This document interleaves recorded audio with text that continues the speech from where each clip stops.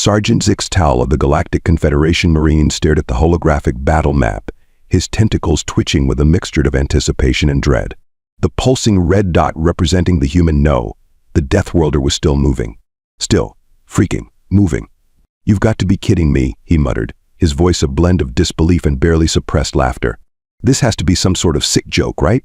His second-in-command, Lieutenant Quarblep, made a sound that could only be described as a snort gurgle.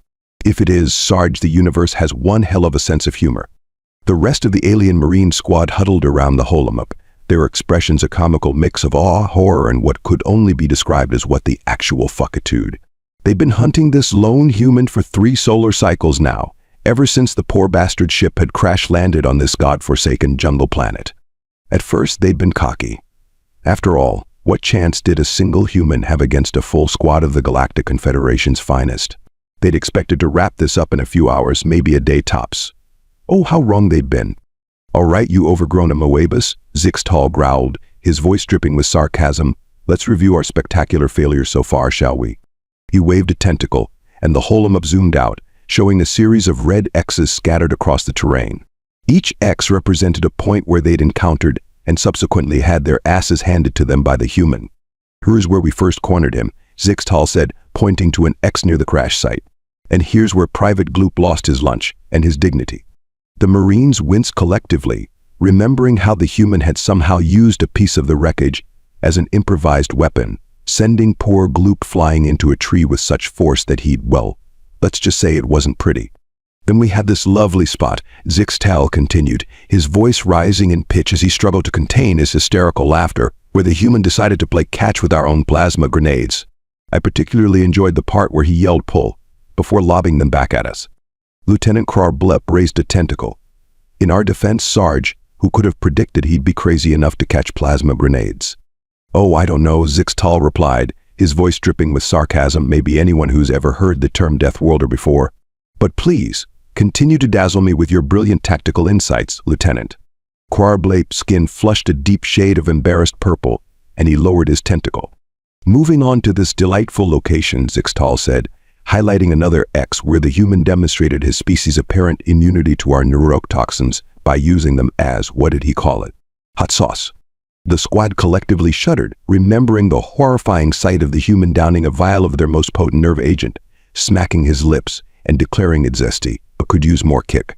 "And let's not forget yesterday's fiasco," Zixtal continued, his voice now a mixture of laughter and something approaching hysteria. "When we thought we finally had him cornered in that cave." The Marines shifted uncomfortably, recalling how they'd sealed off every exit, pumped in enough sedative gas to knock out a Kraxan beast, and then stormed in, only to find the cave empty and a crude stick figure drawn on the wall, with the words "better luck next time, suckers," scrawled beneath it. "But now," Zixtal said, his voice suddenly serious as he zoomed in on the current red dot, "we come to our latest clusterfuck. So would someone care to explain to me how exactly this human is still moving after taking a direct hit from our heavy plasma cannon?" Silence fell over the group. They'd all seen it happen. The human had been caught in the open, no cover in sight. The cannon had fired, the plasma bolt had struck true, and for one glorious moment, they'd thought it was over. Then the smoke had cleared, revealing the human still standing, a sizable hole burned through his chest. And what had the insane Deathworlder done?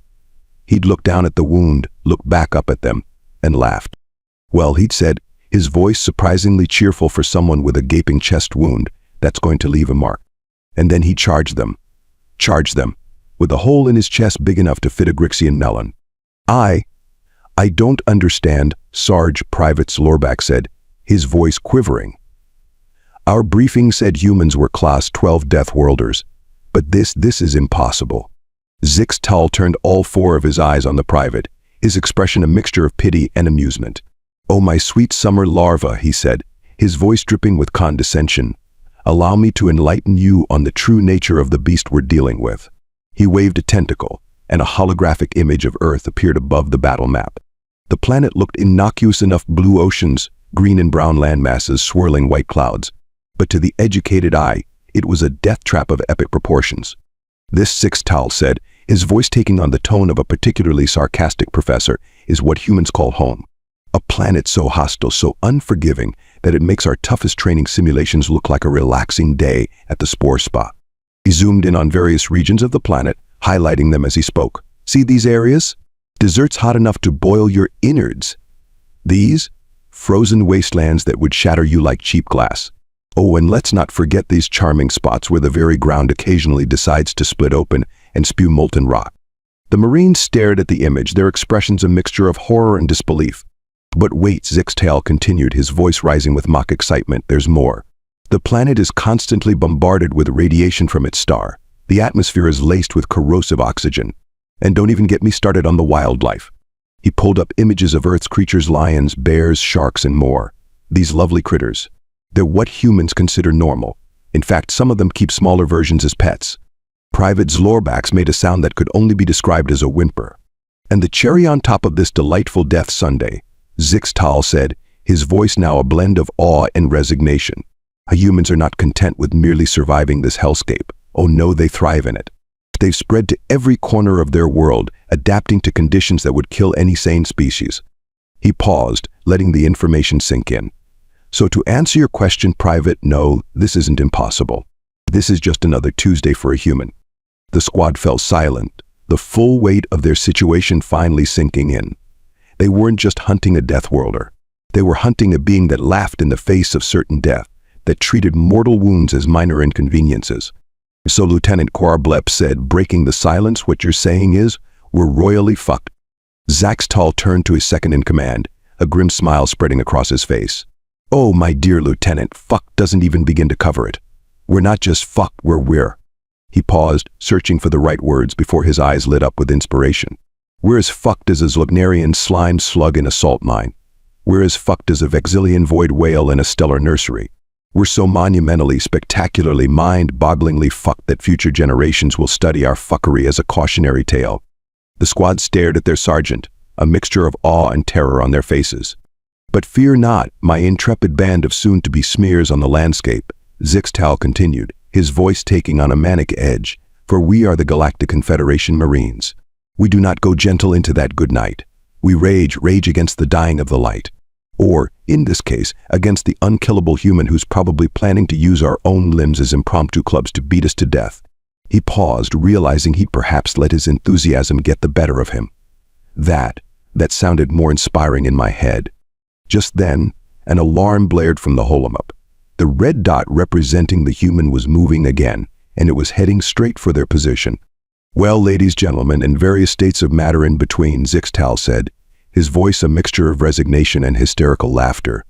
It looks like our one-man apocalypse is coming to us. Any last words before we face our doom? Private Zlorbax raised a trembling tentacle.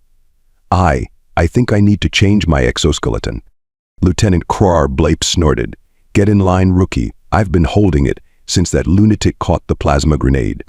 Zixtal looked at his squad, a strange mix of pride and pity welling up inside him. They were scared, yes, but they were still here, still ready to face whatever insanity the universe, or in this case, a single human, threw at them.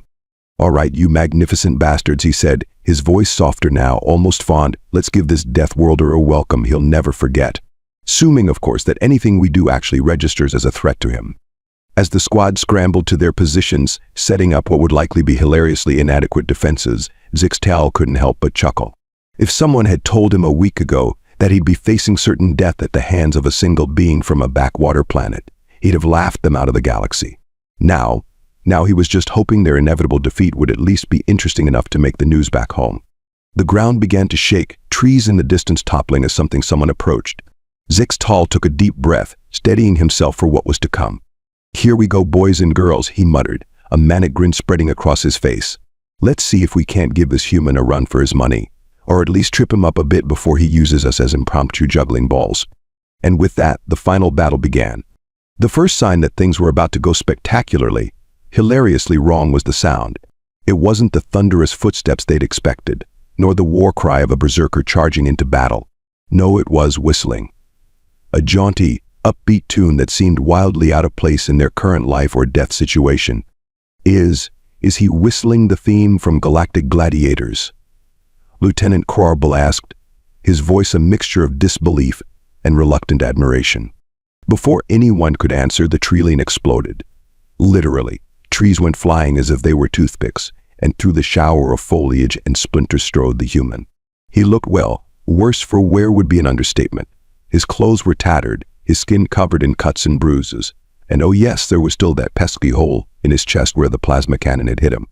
But his eyes were alive with a manic glee that sent shivers down the spines or spine equivalents of every Marine present.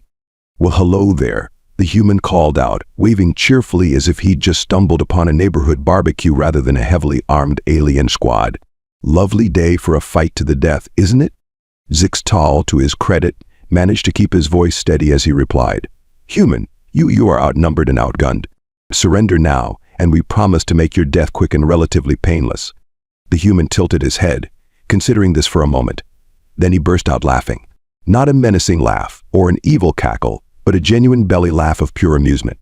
"Oh my dear, what are you again, squids? Octopi, sentient jelly?" the human asked, wiping a tear from his eye. "That's adorable. Really it is, but let me counter with an offer of my own." He spread his arms wide, the motion causing a disturbing squelching sound from his chest wound. "How about you surrender, and I promise to only use half of you as makeshift weapons to beat the other half into submission." There was a moment of stunned silence, broken only by the sound of Private Zorbak's whimpering softly. You can't be serious," Zixtal sputtered, his tentacles waving in agitation. "There are 12 of us, and only one of you." The human's grin widened, taking on a predatory edge. "Exactly. 12 of you, one of me. Seems hardly fair." He paused, tapping his chin thoughtfully. "Tell you what, I'll close my eyes and count to 10. That should even things up a bit, don't you think?" And with that, the human actually closed his eyes and began counting. 1, 2. The Marines looked at each other in disbelief. Was this really happening? 3, 4. "Sarge," Lieutenant Korblep whispered urgently, "what do we do?" 5, 6. Zixtal's mind raced. This was their chance. The human's eyes were closed. They could rush him, overwhelm him with sheer numbers. 7, 8. "On my mark," Zixtal hissed to his squad, tensing for action. 9. "Anoao," Zixtal roared, and the Marines charged forward as one, weapons at the ready. 10. The human's eyes snapped open, gleaming with anticipation. "Ready or not, here I come." What followed was less a battle and more a slapstick comedy routine, if slapstick comedies typically ended with multiple contusions, fractured exoskeletons, and existential crises. The human moved with a speed that seemed impossible for a being of his size, especially one with a gaping chest wound. He ducked and weaved through the Marines' attacks as if they were moving in slow motion, all while keeping up a running commentary that was equal parts terrifying and hilarious. "Oh, come on now," he chided, casually dodging a plasma blast that left a smoking crater in the ground behind him. "I've seen sedated sloths with better aim, and believe me, that's saying something." He grabbed Private Zorbax by the tentacles and began spinning him around like an impromptu flail, using the unfortunate Marine to knock 3 of his squadmates flying. "We," the human cried out gleefully. "Always wanted to try my hand at tentacle juggling. How am I doing, Sarge? Olympic-level performance." Zixtal, who was at that moment trying to untangle himself from Lieutenant Korblep after a particularly spectacular collision, could only respond with a string of curses that would have made a Zarbloxian dock worker blush. The human skecked disapprovingly. "Language, Sarge. There might be impressionable larvae watching. Speaking of which." They paused in his whirlwind of destruction to address a thoroughly traumatized Private Zorbax, who was now draped unceremoniously over a fallen log. "You okay there, buddy? Not too dizzy, I hope. Remember, it's all in the core. Gotta engage those abs, or whatever the equivalent is for you jellyfish folk. The battle, if it could even be called that, raged on. The Marines tried every tactic they knew, flanking maneuvers, coordinated attacks, even attempting to dogpile the human en masse. Nothing worked. It was like trying to nail jelly to a wall if the jelly was actively trying to turn you into a pretzel while cracking terrible puns. "Come on, folks," the human taunted, effortlessly tossing 2 Marines over his shoulders. "Then we're the pride of the Galactic Confederation. Right now, you're barely qualifying as the mild embarrassment of a small-town knitting circle." Zixtal, panting heavily and nursing what he was pretty sure was a dislocated tentacle, tried to rally his troops. "Regroup. Formation Delta 9. The human perked up at this. "Oh, Formation Delta 9. Sounds fancy. Is that the one where you all line up nicely, so I can bowl you over like squishy tentacled bowling pins." To the Marines' credit, they managed to form up into a tight defensive circle. To their dismay, the human seemed more amused than intimidated. "Oh, how cute," he cooed. "It's like a little octopus cuddle party. Mind if I join in?" Before anyone could react, the human had somehow inserted himself into the middle of their formation. He threw his arms around the nearest Marines in a bear hug that left them gasping for breath. "Group hug," he announced cheerfully. "Come on, don't be shy. Let's all get in on this. It's important to bond with your teammates, or, the guy who's currently turning you into living modern art sculptures." What followed was a whirlwind of flailing tentacles, muffled curses, and the occasional yelp of surprise as the humans systematically dismantled their formation from the inside out. It was less like a battle and more like watching a cat play with a ball of yarn if the yarn was alive, armed, and seriously reconsidering its life choices. As the dust settled, Zixtal found himself face down on the ground, one eye swollen shut, and pretty sure he was now bending in ways his species was never meant to bend. He looked up to see the human standing over him, that infuriating grin still plastered on his face. "Well, Sarge," the human said, offering a hand ready to call it quits, "or do you need another round of whack-a-marine to really drive the point home?" Zixtal stared at the offered hand, then at the human's face, then back at the hand. His mind, battered as it was, struggled to comprehend what was happening. This human had just single-handedly, quite literally at times, decimated his entire squad. He'd shrugged off injuries that would have killed any sane being, and now he was helping him up. "Why?" Zixtal managed to croak out. The human's grin softened slightly. "Why what? Why am I helping you up? Why did I fight you? Why is the sky blue?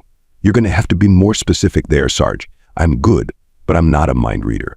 But given how this day's going, I wouldn't be surprised if that was next on the list."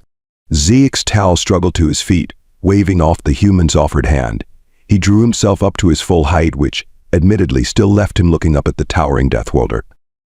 "Why," he began, then paused to spit out what he hoped wasn't a crucial part of his anatomy. "Why aren't you killing us?" Human blinked, looking genuinely surprised. "Kill you? Why would I do that? This is the most fun I've had in years." Fun. The word echoed in Zixtal's mind, bouncing around like a deranged ping-pong ball. Fun. This human, this unstoppable force of nature, had been treating their life or death struggle like some sort of demented game. But we've been trying to kill you for days," Zixtal sputtered, his tentacles waving in confused agitation. The human waved a hand dismissively. "Oh, look, no hard feelings, all right? I get it. You were just doing your job, hunting down the dangerous alien and all that jazz. I can respect that." He paused, looking around at the groaning, battered Marines scattered across the clearing.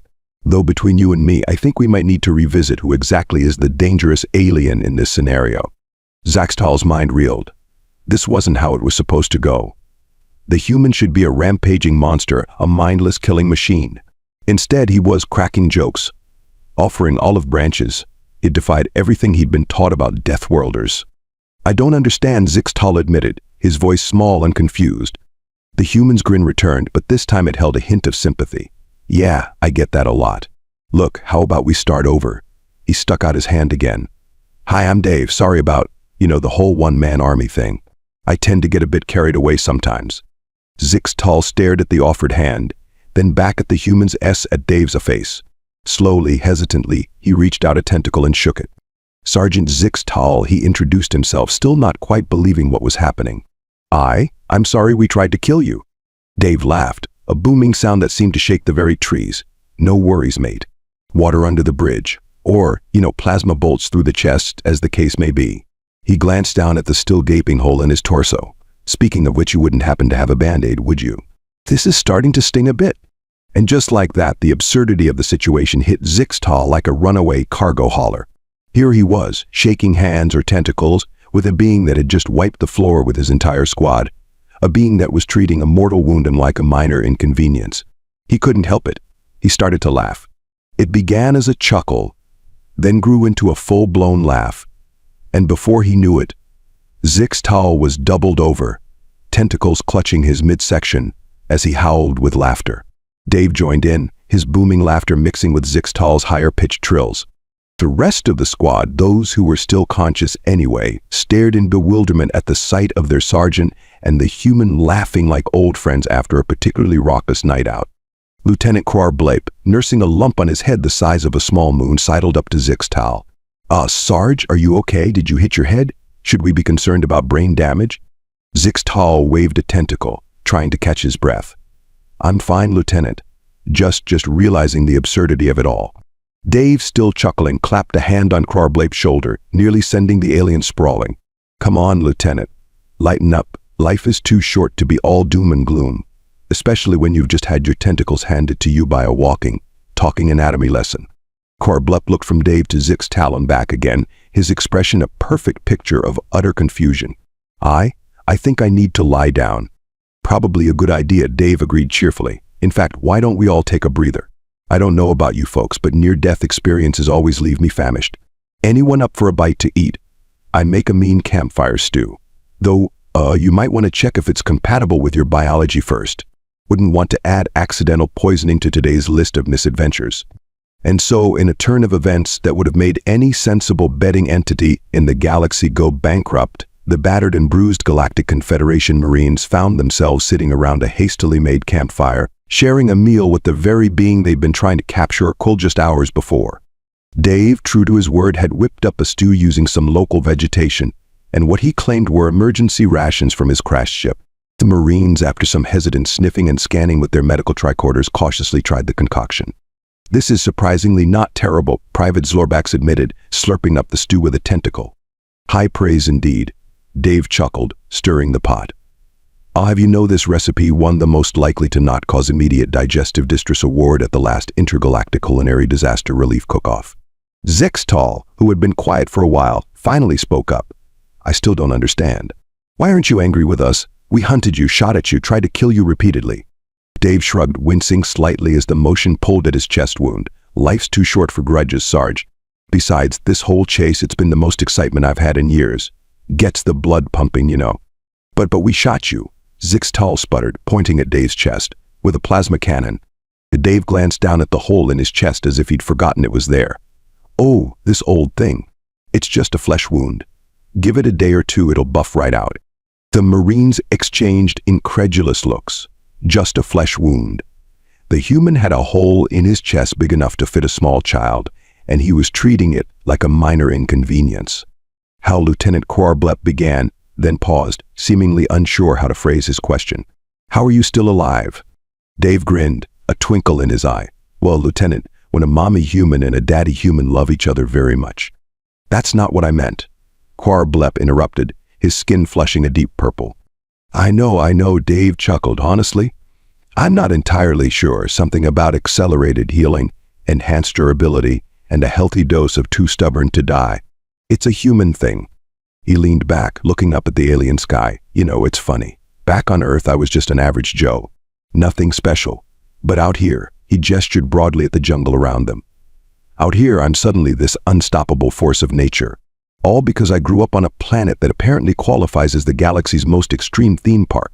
The Marines listened, fascinated despite themselves. This human, this Dave, was unlike anything they'd ever encountered. He was powerful, yes, but also kind. Funny, definitely insane, but in an oddly endearing way. "So, what happens now?" Zixtal asked, voicing the question that was on everyone's mind. Dave scratched his chin thoughtfully. "Well, I suppose that depends on you folks. I'm guessing let's all be friends and forget this whole trying to kill each other thing isn't an option in your official playbook." Zixtal shook his head. "Our orders were clear. Capture or eliminate the dangerous alien life form." "Ah," Dave nodded sagely. "And I don't suppose there's a clause in there for in case said alien life form turns out to be a charming and incredibly handsome fellow who makes a mean campfire stew." Despite himself, Zixtal felt a chuckle escape. "I'm afraid not." "Pity." Dave sighed dramatically. "Your bureaucrats really should learn to plan for every contingency." "All right then, let's think outside the box, or outside the exoskeleton as the case may be." He stood up, pacing around the campfire as he thought aloud. "You can't let me go because orders. I can't let you capture or kill me because, well, I'm rather attached to the whole being alive and free thing. Bit of a pickle, isn't it?" The Marines watched him pace, their eyes following him like spectators at a particularly confusing tennis match. "Oh," Dave exclaimed, suddenly snapping his fingers. "I've got it. What if now, bear with me here, what if I captured you?" There was a moment of stunned silence, broken only by the crackling of the campfire and the distant calls of alien wildlife. "You want to capture us?" Lieutenant Krarblep asked slowly, as if trying to make sure he'd heard correctly. "Exactly." Dave beamed. "Think about it. You go back to your superiors. Tell them you encountered a highly advanced, incredibly dangerous alien being. Said being, in an impressive display of tactical genius and raw power, managed to subdue your entire squad and take you captive." He was really getting into it now, gesticulating wildly as he laid out his plan. But then, in an unexpected turn of events, this alien, let's call him Dave, has a nice ring to it, decides to open diplomatic channels. He releases you as a gesture of good faith with a message for your leaders. He's interested in peaceful cooperation, cultural exchange, the whole shebang. Zeke's Tal blinked rapidly, his mind struggling to keep up. But that's not what happened at all. Dave waved a hand dismissively. "Details, details. The broad strokes are there. You encountered me, there was a conflict, and now we're talking peace. The rest is just creative storytelling." The Marines looked at each other, a mix of confusion, disbelief, and though they'd never admitted, a growing sense of admiration on their faces. It's so crazy it might actually work," Private Zlorbax muttered. "That's the spirit." Dave clapped the private on the back, nearly sending him face first into the stew pot. "Sorry about that. Still getting used to the whole super strength thing. Anyway, what do you say, Sarge? Fancy being part of the greatest diplomatic breakthrough in recent galactic history?" Zax Tal looked at his battered squad, then back at Dave. The human stood there, grinning like a lunatic, a hole in his chest, proposing what had to be the most insane plan he'd ever heard. And yet, "All right," Zax Tal found himself saying, hardly believing the words coming out of his own mouth. "All right, let's do it." Dave's grin, if possible, grew even wider. "Fantastic. Oh, this is going to be great. Just one tiny favor, though." "What's that?" Zixtal asked, suddenly wary. Dave's eyes twinkled with mischief. "When you're recounting the epic battle that led to your capture, could you maybe mention that I did all of it while whistling the theme from Galactic Gladiators? And I feel like that really adds a certain je ne sais quoi to the whole thing." And as the alien Marines burst into laughter, a mixture of hysteria, relief, and genuine amusement, Zixtal realized that the universe was a far stranger and more wonderful place than he'd ever imagined. Here, on this forgotten jungle planet, a group of alien Marines had not only failed to capture a Deathworlder, but had somehow ended up sharing a meal and hatching a crazy plan with him. It was insane. It was unprecedented. It was probably going to get him court-martialed. But as he watched Dave regaling his squad with increasingly outlandish tales of life on Earth, Zixtal couldn't bring himself to care. As something told him this was just the beginning of a very strange, very interesting new chapter in galactic history. And who knew? Maybe, just maybe, the Galactic Confederation wasn't ready for Hurricane Dave. But by the stars, it was certainly going to be fun to watch. As the twin suns of the alien world began to set, casting a surreal glow over the makeshift camp, Zixtal found himself raising his cup of stew in a toast. "To new beginnings," he said, his voice filled with a mixture of resignation and excitement. "And to making the galaxy a whole lot more interesting," Dave added, raising his own cup with a wink. The rest of the squad joined in, their tentacles raised high, cups of questionable stew slushing precariously. As they drank, Zixtal couldn't help but marvel at the absurdity of it all. Here they were, toasting to new beginnings with a being they'd been trying to kill mere hours ago. As the night wore on, the impromptu celebration took on a life of its own. Dave, it turned out, was a natural storyteller, regaling the Marines with tales of Earth that sounded too outlandish to be true, and yet, given what they'd witnessed of this human's capabilities, they couldn't quite bring themselves to disbelieve him entirely. "And that's why you should never, ever challenge a kangaroo to a boxing match," Dave concluded, wiping tears of laughter from his eyes. "Unless, of course, you enjoy the taste of your own teeth." Private Zlorbax, who had been listening with rapt attention, tentacles curled around his knees like a child at story time, raised an appendage. But why would anyone challenge one of these kangaroos in the first place?" Dave grinned. "Ah, well, you see, sometimes humans get these things called ideas after consuming certain liquids. We like to call it liquid courage, but liquid stupidity might be more accurate." Lieutenant Krarblep, who had been uncharacteristically quiet, suddenly spoke up. "I still don't understand. How can a planet produce beings like you?" He gestured vaguely at Dave, particularly at the still gaping chest wound that seemed to bother the human not at all. Dave's grin softened into something more contemplative. "It's not just the planet, you know. Though Earth is a real piece of work, I'll give you that. It's more about the attitude, I think. He leaned back, looking up at the alien stars twinkling overhead. Humans were stubborn. Ridiculously, illogically stubborn. Tell us something's impossible, and we'll break our backs trying to prove you wrong. Tell us we can't survive somewhere, and we'll not only survive, we'll build a bloody luxury resort there. The Marines exchanged glances, a mixture of awe and disbelief on their faces. But surely, Zixtal interjected, there must be limits. Even you can't just ignore biology. Physics. Dave chuckled, patting his chest wound absently. Oh, we don't ignore them. We just negotiate with them. Aggressively. Look at it this way, every other species in the galaxy evolved to fit their environment, right? The Marines nodded. This was basic xenobiology. Well, Dave continued, his eyes twinkling with mischief. Humans decided that was for chumps. Instead of adapting to our environment, we adapted our environment to us. Too cold. We invented fire. Too hot, air conditioning. Not enough food, we'll figure out how to grow it in places it has no business growing. Hell, we even looked at the vast, airless void of space and thought, yeah, we can work with that. He leaned forward, his voice dropping to a conspiratorial whisper. Want to know the real secret of humanity's success? The Marines leaned in, tentacles twitching with anticipation. We're too dumb to know when to quit, Dave said with a wink, and just smart enough to make our stupidity work for us. There was a moment of silence as the aliens processed this. Then, slowly, incredulously, they began to laugh. It started with a snort from Private Zlorbax, then a chuckle from Lieutenant Korblub, and soon the entire squad was howling with laughter, tentacles waving in the air. Zixtal, wiping tears from his eyes, managed to gasp out. So you're saying the secret to becoming an unstoppable galactic force is being too stubborn to realize you shouldn't be. Dave spread his arms wide, wincing only slightly at the pull on his chest wound. Welcome to humanity, my friends, where the rules are made up and the laws of nature are more like guidelines. As the laughter died down, replaced by a comfortable silence punctuated only by the crackle of the campfire and the strange calls of alien wildlife, Zixtal found himself thinking. This human, this Dave had single-handedly rewritten everything he thought he knew about the universe. And yet somehow, it all made a twisted kind of sense. You know, Zixtal said slowly, I think the Galactic Confederation might be in for quite a shock when humanity really starts making its presence known. Dave's grin turned positively feral. Oh, my dear Sergeant, you have no idea. If you think I'm a handful, just wait until you meet the rest of us. We've got philosophers who can tie your tentacles in knots with their arguments, engineers who look at the laws of physics as a personal challenge, and artists who can make you question the very nature of reality with a flick of a brush. He leaned in, his voice dropping to a stage whisper. And don't even get me started on our politicians. They could sell ice to a Phrygian and convince them it was a hot commodity. The Marines shuddered collectively at the thought. If this one human could cause so much chaos, what would an entire planet of them do to the galactic status quo?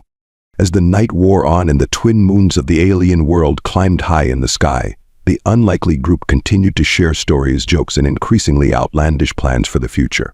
Somehow, without anyone quite realizing how it happened, what had started as a deadly game of cat and mouse had transformed into the beginnings of a most unusual friendship. Finally, as the first hints of dawn began to color the horizon, Dave stood up, stretching in a way that made his wounds gape alarmingly. Well, folks, it's been a blast, but I think it's time we put our plan into action. You've got a Galactic Confederation to shock, and I've got a one-man diplomatic mission to prepare for. Zixtal nodded, rising to his feet, or the closest equivalent for his species, agreed. Though I still can't quite believe we're doing this. Dave clapped him on the shoulder, thankfully remembering to moderate his strength this time. Believe it, Sarge. We're about to make history. Or at least give some poor galactic historian a real headache trying to make sense of all this. One by one, the Marines stood, gathering their equipment and preparing to leave. There was an awkward moment as they realized they weren't quite sure how to say goodbye to someone who had been their sworn enemy just a day ago. Dave, sensing the tension, grinned and spread his arms wide. Come on then, bring it in. Group hug. Before anyone could protest, they found themselves enveloped in a massive, slightly bloody embrace.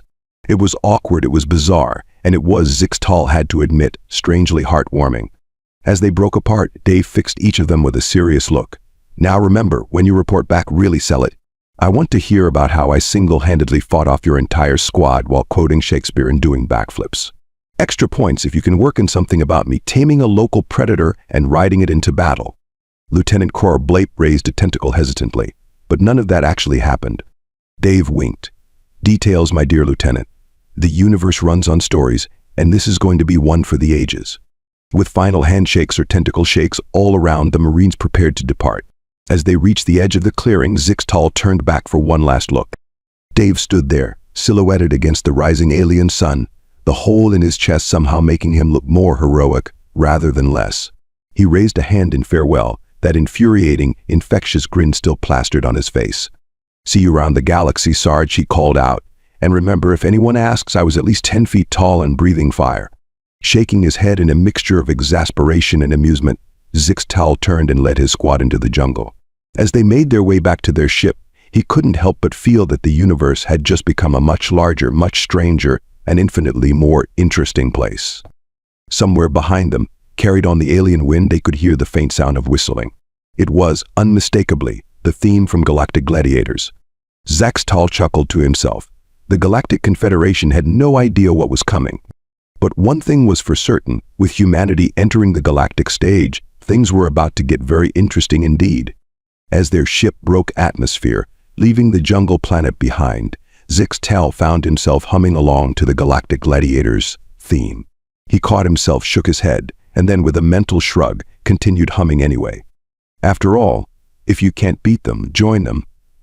And something told him that trying to beat humanity was going to be a losing proposition for the rest of the galaxy.